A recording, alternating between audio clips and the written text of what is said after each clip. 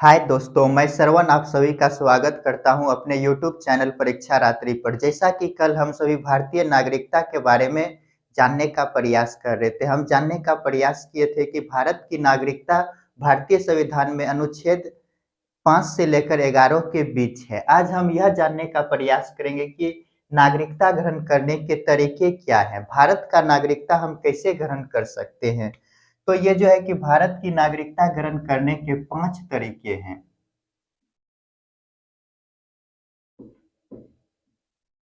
ये कौन-कौन तरीके हैं इनको आज हम जानने का प्रयास करेंगे।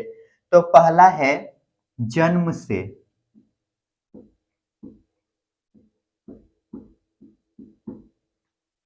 यदि किसी व्यक्ति का जन्म यदि किसी व्यक्ति का जन्म 26 जनवरी 1950 अर्थात संविधान लागू होने के दिन 1950 को या उसके बाद भारत में जन्म लिया हो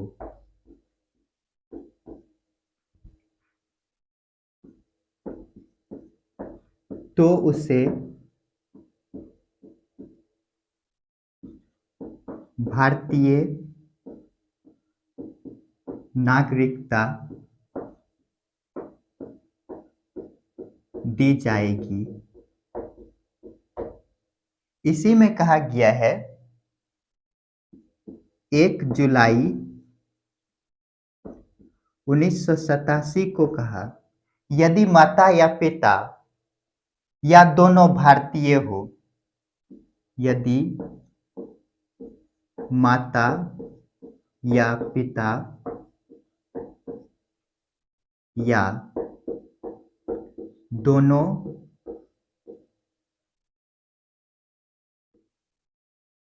भारतीय हो,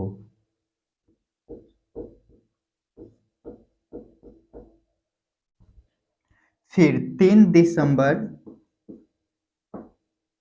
2004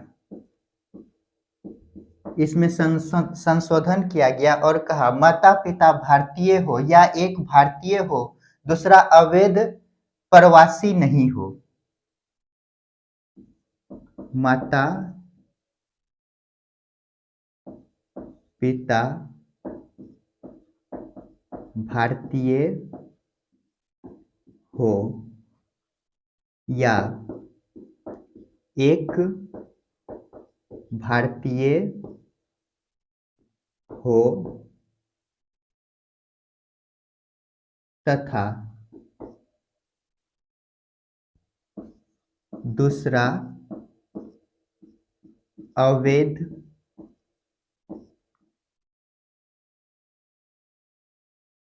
प्रवासी नहीं हो।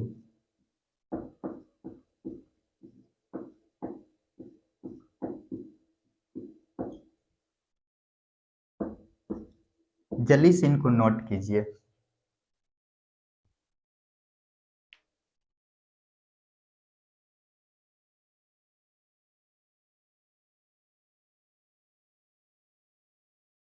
चलिए इनको समझ लेते हैं। इसमें क्या कहा गया, पहला जो है कि नागरिकता ग्रहण करने के तरीके क्या हैं। तो जन्म से, यदि किसी व्यक्ति का जन्म 26 जनवरी 1950 को या उसके बाद भारत में हुआ हो तो उसे भारत की नागरिकता दी जाएगी, ऐसा प्रावधान किया गया। इसी में 1 जुलाई 1987 को संशोधन किया गया और कहा गया माता या पिता या दोनों भारतीय हो तभी भारत की नागरिकता मिल सकता है। फिर 3 दिसंबर 2004 को कहा माता पिता भारतीय हो या एक भारतीय हो तथा दूसरा जो होना चाहिए अवैध रूप से प्रवासी नहीं होना चाहिए। अर्थात भारत में जो है कि जो अवैध रूप से प्रवास कर रहे हैं उन्हें जो है कि भारतीय नहीं माना जाता है, अर्थात भारतीय ही होना चाहिए। जल्दी से इनको नोट कीजिए।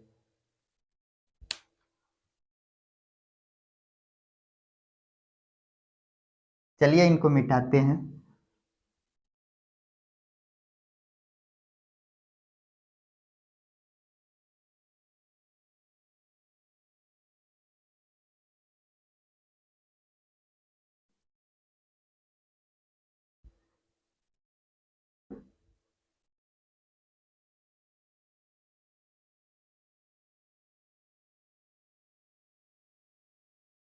दूसरा है वंश परंपरा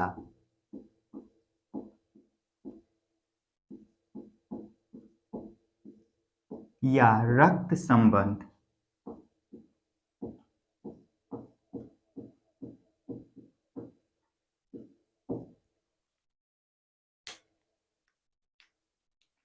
इसमें कहा गया यदि किसी व्यक्ति का जन्म विदेश में हुआ हो, यदि किसी व्यक्ति का जन्म 26 जनवरी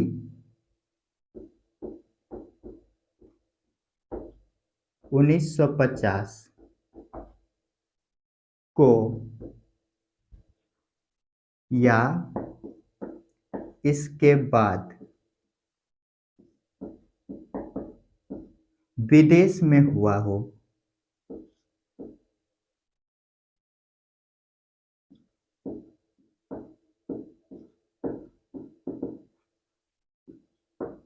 हुआ हो तो उसे भारतीय नागरिकता दी जाएगी। इसी में कहा गया 1955 में यदि पिता भारतीय हो, यदि पिता भारतीय हो तभी नागरिकता मिलेगा। जल्दी से इनको नोट कीजिए। 10 दिसंबर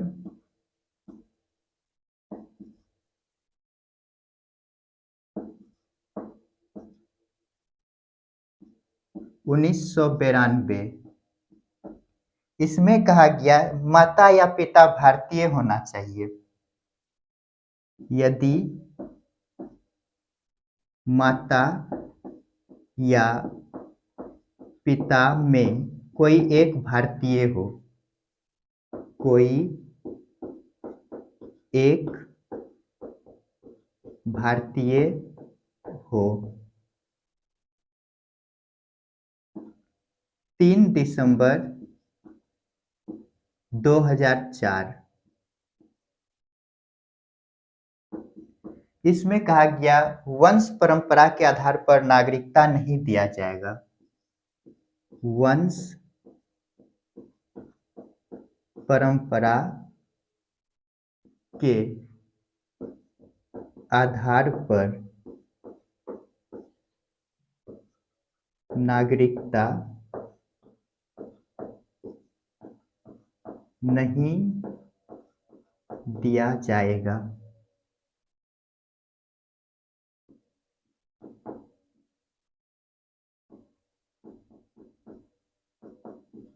इसी में कहा गया यदि किसी व्यक्ति का जन्म, यदि किसी व्यक्ति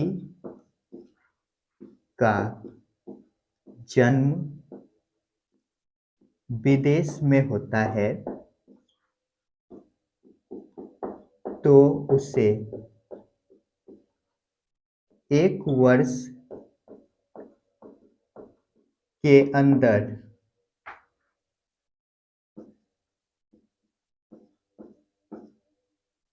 भारतीय दूतावास में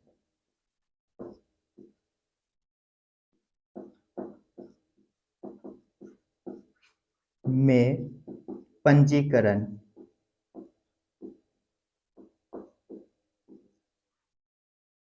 कराकर नागरिकता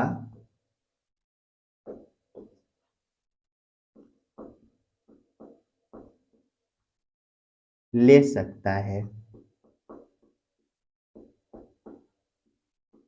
जल्दी से इनको नोट कीजिए।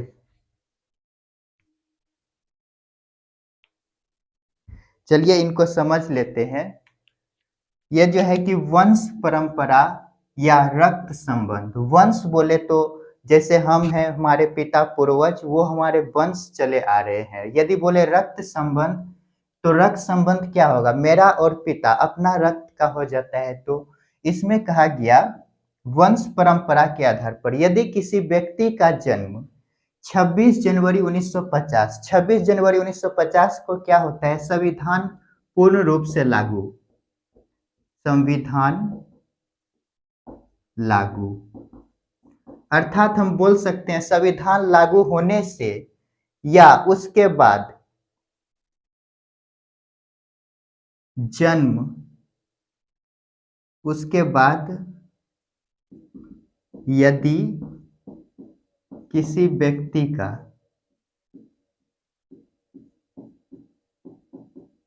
जन्म कहाँ हुआ हो? विदेश में हुआ हो, तो उसे भारतीय नागरिकता दी जाएगी।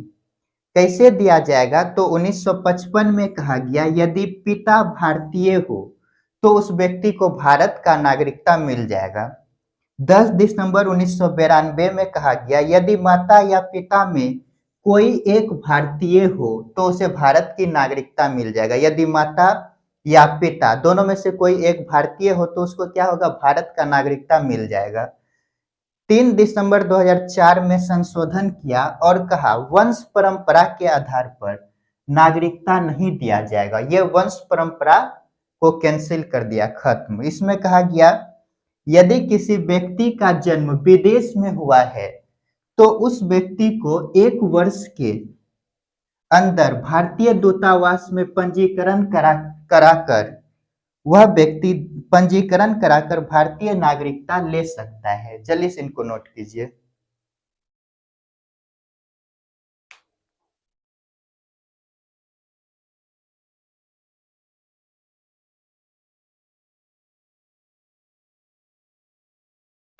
चलिए इनको मिटाते हैं।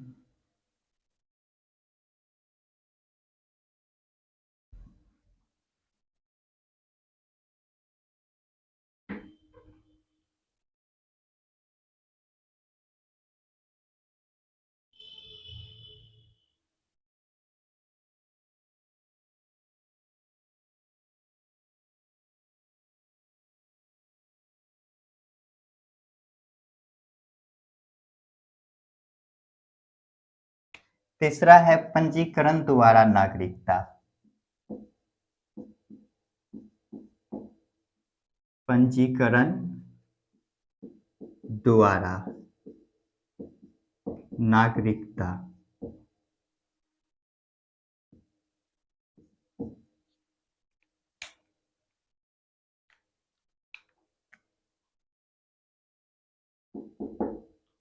ये जो है कि पंजीकरण द्वारा नागरिकता,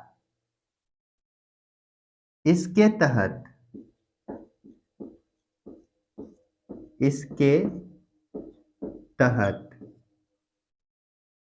भारत में 1 से 7 वर्ष रहकर विदेशी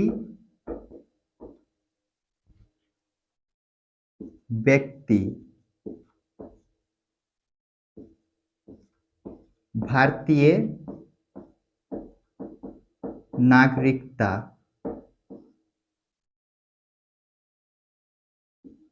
ग्रहण कर सकते हैं।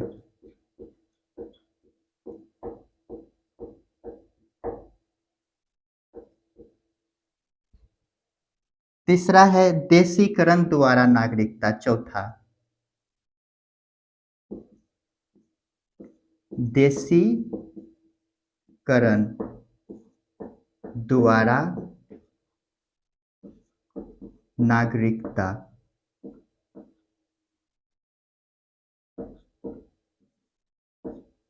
यदि कोई विदेशी व्यक्ति भारत का नागरिकता ग्रहण करता है तो उसका विदेशी नागरिकता समाप्त हो जाएगा।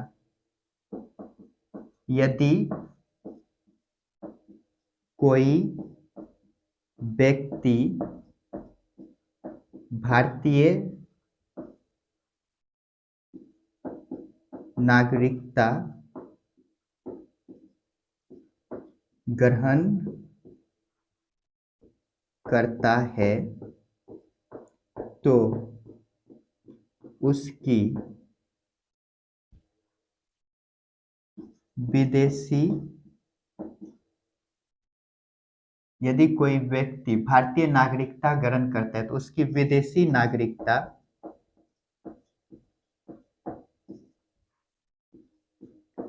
समाप्त हो जाएगा।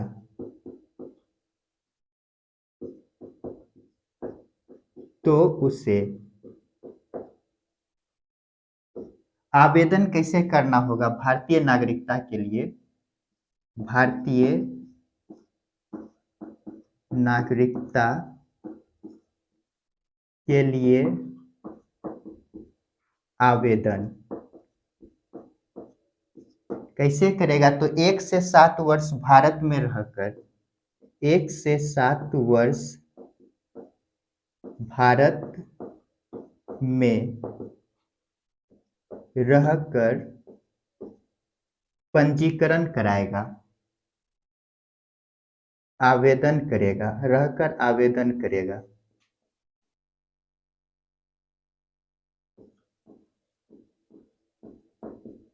जल्दी से इनको नोट कीजिए।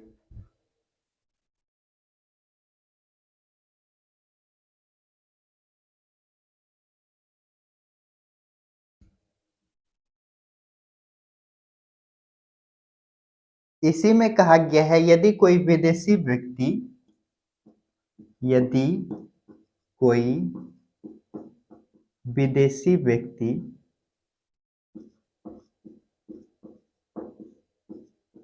व्यक्ति कला, साहित्य या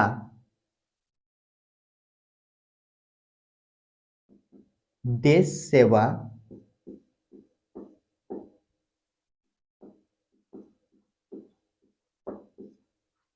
में मदद किया हो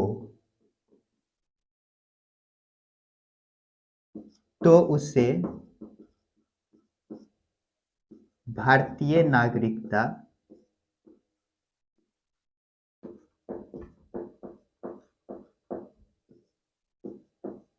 ग्रहण करने में छूट दी जाएगी।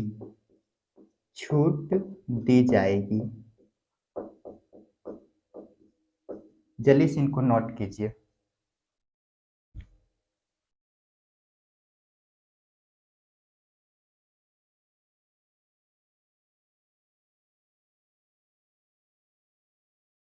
चलिए इनको समझ लेते हैं। ये पंजीकरण क्या है? पंजीकरण के द्वारा हम भारतीय नागरिकता ग्रहण कर सकते हैं। कैसे कर सकते हैं? इसके तहत भारत में 1 से 7 वर्ष तक रहकर विदेशी व्यक्ति जो है कि भारतीय नागरिकता ग्रहण कर सकते हैं। ये जो देशीकरण है 1 से 7 वर्ष रहेगा विदेशी व्यक्ति, तब जाकर के पंजीकरण के द्वारा नागरिकता ग्रहण कर सकते हैं। ये जो है देशीकरण के द्वारा नागरिकता। देशीकरण का मतलब हो गया यदि कोई व्यक्ति है और भारतीय नागरिकता ग्रहण करना चाहते हैं, विदेशी व्यक्ति यदि कोई व्यक्ति भारतीय नागरिकता ग्रहण करना चाहता है तो उसकी विदेशी नागरिकता समाप्त हो जाएगा। तो उसे क्या करना पड़ेगा? तो भारतीय नागरिकता के लिए आवेदन कैसे करेगा? तो पहले 1 से 7 वर्ष भारत में रहकर आवेदन करेगा। पहले 1 से 7 वर्ष रहेगा भारत में, उसके बाद आवेदन करेगा अप्लाई। यदि कोई विदेशी व्यक्ति कला, साहित्य या देश सेवा में मदद किया है तो उसे भारतीय नागरिकता ग्रहण करने में छूट दिया जाएगा, छूट दी जाएगी। जल्दी से इनको नोट कीजिए।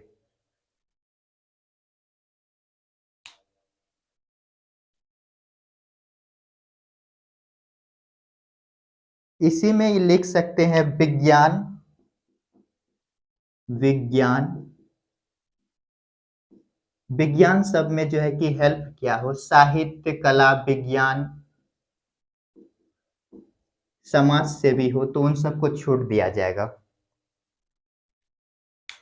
विश्व विश्व शांति के लिए काम किया हो तो उन सब व्यक्ति को छूट दिया जाएगा। चलिए इनको मिटाते हैं।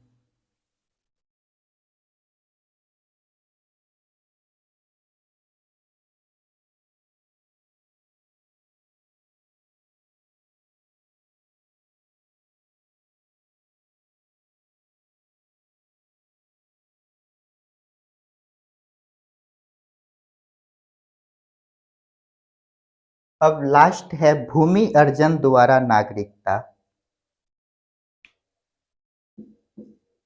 भूमि अर्जन, ये भूमि अर्जन क्या है? यदि हम किसी बाहरी क्षेत्रों पर अधिकार करते हैं, यदि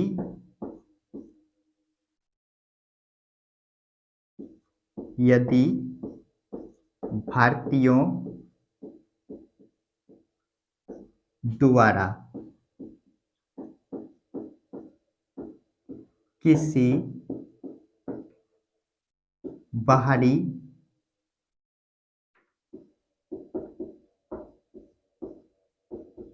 क्षेत्र पर अधिकार किया जाता है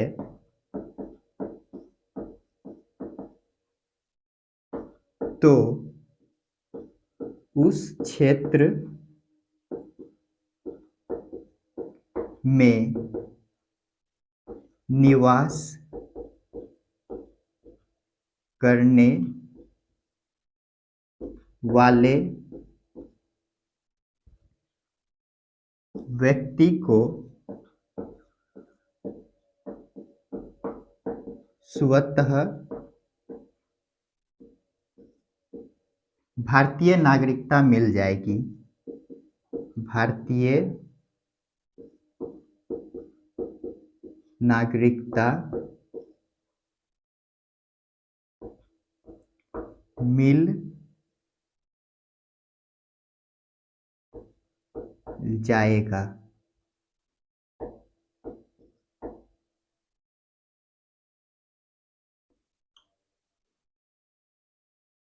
इसको हम एग्जाम्पल यदि ले तो उदाहरण गोवा, सिक्किम। सिक्किम के बारे में जान चुके हैं। शहर राज्य ये गोवा जो है कि ऑपरेशन विजय के द्वारा भारत में मिलाया गया। यहाँ पे लिख लेते हैं ऑपरेशन विजय। सिक्किम को शहर राज्य। जल्दी से इनको नोट कीजिए। एक और है पांडिचेरी।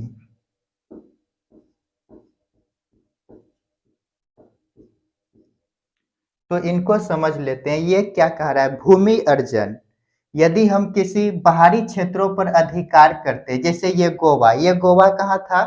तो पुर्तगाल के कब्जे में था। जैसे ही भारत के द्वारा, भारत पुर्तगाल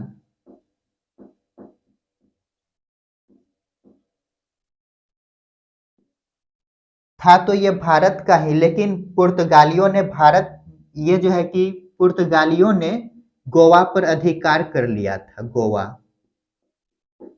तो भारतीय सेना ने ऑपरेशन विजय कब चलाया? तो 1961 में।